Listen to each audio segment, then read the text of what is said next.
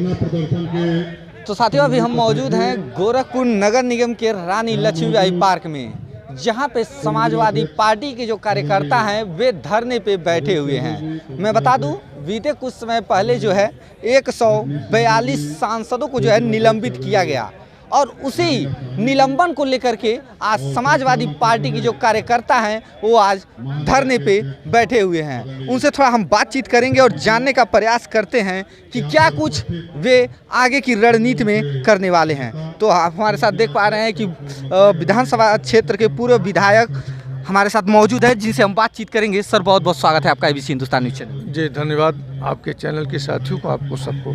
Sir, जिस तरह से 142 सांसदों को निलंबित किया गया, क्या कुछ कहना चाहेंगे आज आप? हम लोग बार बार कहते आ रहे हैं कि भारतीय जनता पार्टी सदैव लोकतंत्र की हत्या करती जा रही है।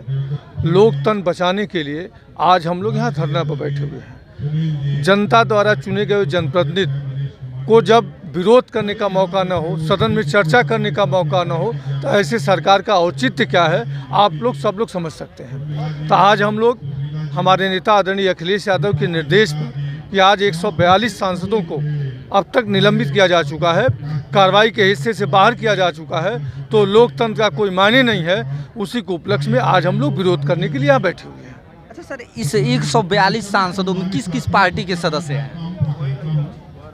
जो जितने भी सांसद, चाहे जो भी पार्टी रही हो, जो भारतीय जनता पार्टी का विरोध करते हैं, वह सारे उन सांसदों को टारगेट बना करके सदन से निकाला गया है। इसमें सर बीजेपी के भी हैं कि सिर्फ बीजेपी के विपक्ष के लोग?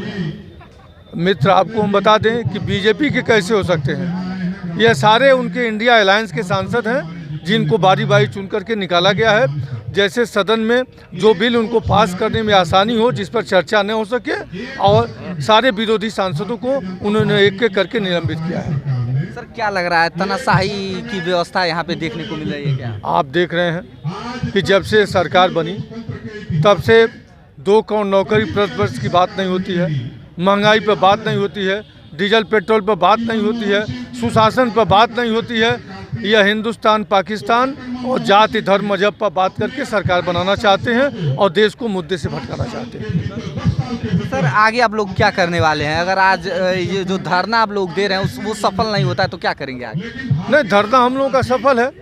आपने देखा होगा अभी घोसी का चुनाव हुआ और लगभग 50,000 वोटों से भारतीय जनता पार्टी का प्रत्याशी हारता है, तो हम तो ये जानते हैं कि विपक्ष एकजुट होगा और भारतीय जनता पार्टी मुक्त भारत होगा।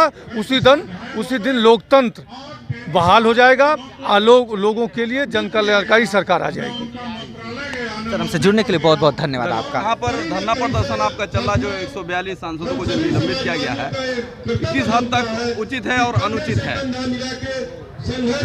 आज समाजवादी पार्टी के राष्ट्रीय अध्यक्ष माननीय श्री अखिलेश यादव जी और इंडिया गठबंधन के शीर्ष नेताओं ने ये निर्णय लिया कि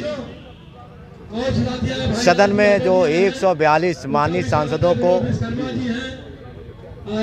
जो देश के अलग अलग क्षेत्रों से चुनकर गए हैं, वो अपने क्षेत्र जवार की और जरूरत की चीज़ों के लिए अपनी बात रखें, आवाज़ उठाएं। उसी क्रम में भारतीय जनता पार्टी की सरकार ने और लोकतांत्रिक तरीके से 142 सांसदों को उन्होंने निलंबन किया है, जो हिटलरशाही है और लोकतांत्रिक तरीका है।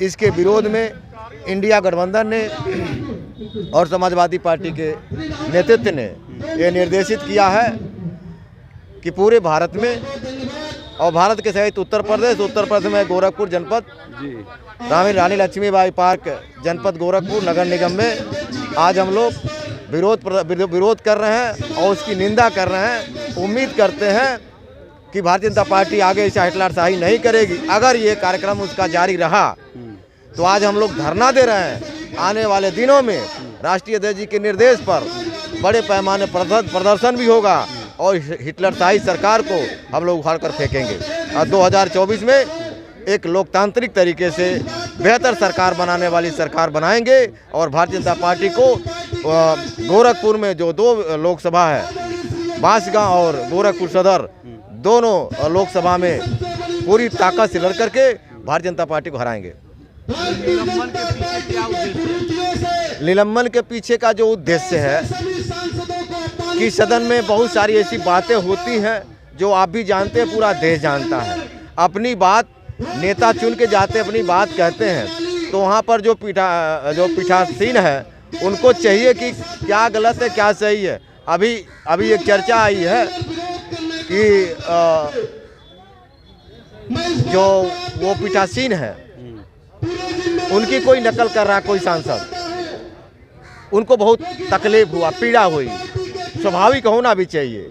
लेकिन इसके पहले प्रधानमंत्री ने भी नकल कर चुके हैं, प्रधानमंत्री भी नकल कर चुके हैं किसी के साथ, और सदन में बहुत सारी असंसदीय भाषा का प्रयोग कर चुके हैं।